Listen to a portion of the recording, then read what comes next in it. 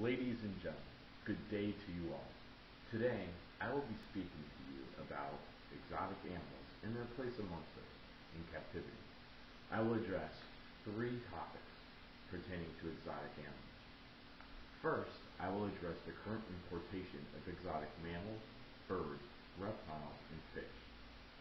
Second, will be a short discussion on the current captive breeding efforts by both zoological and hobbyists in the industry. Thirdly, the efforts currently being put forth by small specialty organizations to stop both the importation of these animals and even the captive breeding, versus the group that stands up for the right of exotic animal enthusiasts. Currently, the importation of exotic mammals, reptiles, birds, and fish is regulated primarily at the animal's indigenous country. However, the U.S. Fish and Wildlife Department, the CDC, and CITES do regulate the importation of both illegally and legally imported animals at U.S. Customs offices, at airports, and shipyards. All imported animals see some sort of quarantine at the U.S. Customs importation sites and can be quarantined up to 30 days before being moved to a place where the animals can receive better care. Places the animals are moved to usually include zoos, zoological foundations, and sometimes hobbyists that are pre-approved by the U.S. Fish and Game Commission. During this quarantine process, these animals cannot be used in any propagation programs. Exotic animals have been exploited by humans for thousands of years. The bones of chameleons have been found buried with tribesmen across Africa, along with rhino horns and even lion's teeth. Later exploits with exotic animals would be in the 1800s, when it became popular for wealthy Englishmen to sail off to Africa, hunt, and preserve wild game from museums, and even to hang them on their own mansion walls. Others chose to travel to far-off lands to scientifically record the existence of these rare and unusual animals. In the late 1930s, zoos across the globe began paying large sums of money for the more rare and unusual living specimens that could be found. This meant if you had the startup money, you could sail the globe and fund your escapades through the profits of delivering the most exotic of animal specimens. Later, in the 1940s, the Berlin Zoo in Berlin, Germany, began the captive reproduction of many exotic mammals, such as lions, tigers, and even rhinoceros.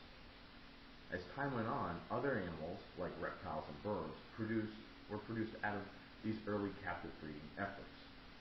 Almost all of these captive bred animals were traded to fellow zoos across Europe. In the 1960s, American zoos like the Bronx Zoo in New York, the Dallas-Fort Worth Zoo in Texas, and the San Diego Zoo began their own captive breeding programs. Soon after, private zoologists and herpetologists began captive breeding efforts in the late 60s. However, the captive breeding of exotic animals really caught on like wildfire in the 1980s and on into today.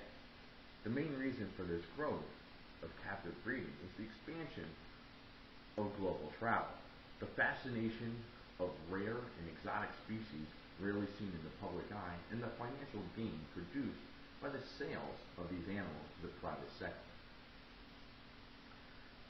Breeding exotic animals has become a very profitable industry across the globe, and because of this, there has been some environmental impact to indigenous populations. However, through captive breeding and controlled release, much can be repaired and sustained. However, in recent times, small, specialized political groups have been organized to rally against the idea of keeping exotic animals in captivity. There are a variety of reasons for this.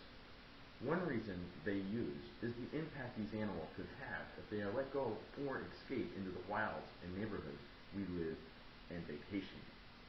Basically, they propagate fear. Another reason commonly addressed by these groups is the environmental impact of the animals being in the wild and attacking and eating our indigenous wildlife, or plants. Both of these reasons have validity. However, most exotic animals, like Burmese pythons, tigers, and lions, cannot survive and propagate in the continental United States. The specialty groups are not entirely forthcoming and often lie about the actual impact any exotic animal can do to our environment.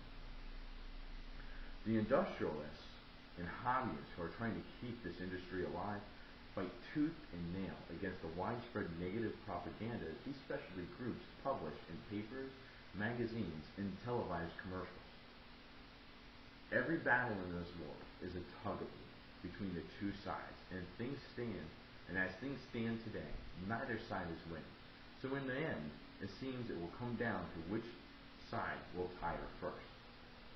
I'm pulling for the industry and believe that through responsible ownership and breeding that the industry can be self-governed without any big government involvement. I urge you to follow the links I have provided and make a stand with the USARK to keep the captive breeding of exotic animals alive for generations to come. I want to thank you for your time and have a nice day.